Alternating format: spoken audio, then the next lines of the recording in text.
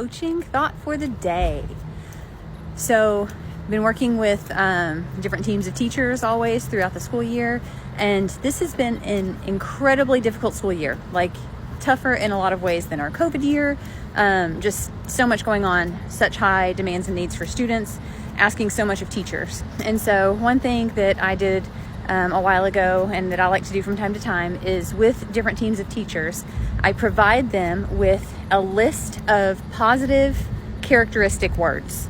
It's just, you can do a Google search and you can find things. I found one that I put in a Google Doc, and I removed the words patriotic and flirtatious.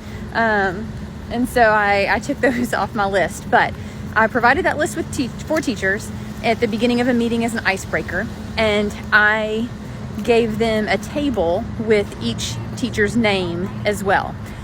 So the idea was, and this is, you do this with teams of teachers that are, 6 or less teachers, and they each came up with a word from the chart or from the list and put it in the chart for each one of their coworkers.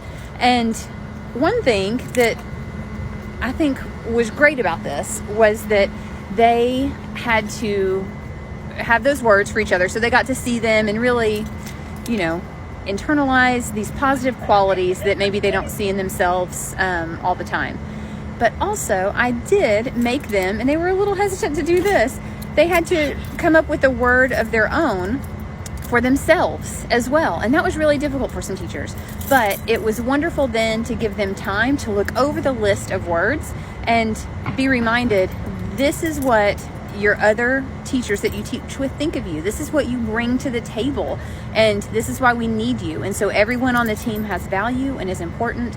And it was just a little reminder, and I think I called it a gratitude chart or something like that. So things that we were grateful for each other. So yeah, maybe that's something you can try with teams of teachers at your next PLCs with them.